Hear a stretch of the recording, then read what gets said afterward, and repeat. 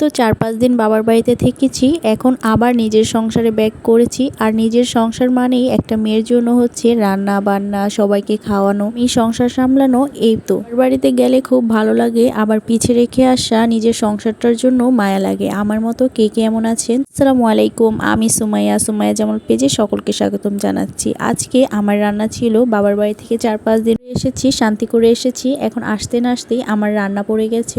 আমাদের মেয়ে মানুষের অর্ধেক জীবনটাই চলে যায় রান্না করতে করতে। বিয়ের আগে মা বাবা রান্না করতে দেয় না, আর বিয়ের পর রান্না না করলে হয় না। আজকে আমি যা যা রান্না করব সেগুলো একটু প্রিপারেশন করে নিয়েছি। রাতেই কিন্তু সবকিছু কাটাকাটি করে নিয়ে, তবুও আজকে এই মাছগুলো কাটতে পারি নাই, তাই মাছগুলো এখন আমি কেটে নিয়েছি। অল্প কয়েকটা মাছ, বেশিরভাগই দেখা যায় আমাদের সব মাছ কেটেই আনা হয়, কিন্তু হঠাৎ 2-1টা মাছ হয়তো কাটে না। আমি ভাবছিলাম মাছগুলো কাটা, কিন্তু যখন দেখলাম মাছগুলো এমন, তখন তো অনেক মনটা খারাপ হয়ে গেছে যে এখন তো আমার এই মাছগুলো কাটতে কতটুকু সময় লাগবে। তাও আমি সবগুলো কাটি নাই, যতটুকু আমার দরকার হয়েছে ততটুকু কেটেছি। ওর মধ্যে আমার কিন্তু সবজি রান্নাও হয়ে গিয়েছে। প্রথমে এসে আমি ভাত, জাউ, ডাল এগুলো রান্না করি। প্রতিদিনই আমাদের এগুলো রান্না করতে হয়, সকালের জন্য যে কোনো একটা সবজি ভাজি। তো ওই যে মাছটা কাটলাম, মাছটাকে ভালো করে ধুয়ে নিয়েছি লবণ দিয়ে। নেওয়ার পর এখন আমি মেখে এটাকে বসাবো। এভাবে মেখে রান্না করলে না এই ছোট মাছগুলো অনেক বেশি স্বাদ লাগে। এখানে কিন্তু আমি আদা রসুন দিয়ে নিই, বাকি সব মশলা দিয়েছি, হলুদের গুঁড়া, মরিচের গুঁড়া, ধনিয়ার গুঁড়া। এখন মাছগুলো সবগুলো দিয়ে দিব, এবং মাছগুলো দেওয়ার পর আমি একটু পানি দিয়ে এটাকে বসিয়ে দিব।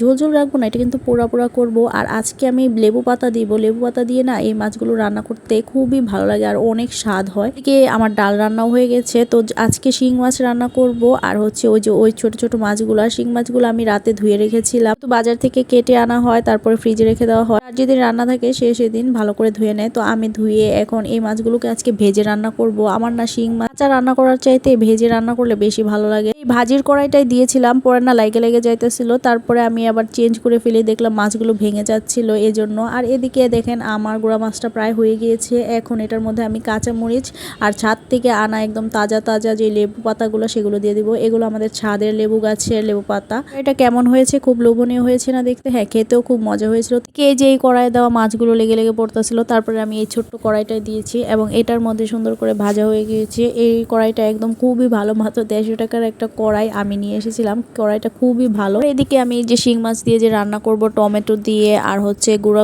আলু দিয়ে, গুঁড়া আলু না সরি, মানে একদম কুচি কুচি করে একটু আলুগুলো কেটে রান্না করবো। তো ভালো করে আমি কষায় নিচ্ছি। আসলে একটা তরকারি কিন্তু আসল মজাই কষানোতে। তারপরে এই যে এখানে আলুগুলো দিয়ে দিলাম, আলুগুলো দিয়ে এখন ভালো করে একটু নাড়াচাড়া দিয়ে তারপরে আমি এখানে পানি দিয়ে দিব। আর এই তরকারিটা কি একদম ঝোলও রাখবো না, আবার একদম ভুনাও করবো না, মিডিয়াম সাইজের। আর এদিকে আমি কিছু টমেটো কেটে নিয়েছি, কারণ এই টমেটো দিয়ে চাশনি রান্না করবো। আমার অনেক চাশনি খেতে ইচ্ছে করছিল। আর আমরা না এরকমই, যেদিনকা দেখি যে কিছু নাই এমন করতে করতে অনেক কিছু রান্না করে ফেলি, তেমনি আজকে আমি অনেক কিছু রান্না করে ফেলেছি। তো আমার তরকারি কিন্তু প্রায় হয়ে গেছে। এর মধ্যে আমি শিং মাছগুলো দিয়ে দিলাম, ভেজে রাখা কাঁচা মরিচ আর ধনেপাতা ভাই না দিলে শীতের তরকারিতে তাহলে কোনো টেস্টই হয় না। আর এদিকে একদম বাগার দিয়ে আমি টমেটোর চাশনিটা করে নেব। আর সাথে থাকছে হলো শিম আলু ভাজি। তো শিম আলু ভাজিটা করে নেব, তারপরে আমার রান্না বান্না শেষ। আর রান্না বান্না শেষ মানেই কিন্তু কাজ শেষ না, তারপরে পেঁয়াজ কেটে দিতে হয়। রান্নাঘরটাও একদম মুছে টুছে পরিষ্কার করে তারপরে আমাদের কাজ শেষ হয়। এর মধ্যে নাস্তা করে ফেলেছি। আর এই যে আজকের আমার রান্না টমেটো চাষ, এই যে এই ছোট মাছটা, এটা কিন্তু খুবই মজা হয়েছিল। সাথে এই যে শিং মাছ আর আমাদের জাতীয় ডাল। তো আজকের ভিডিওটি আমার এই পর্যন্তই।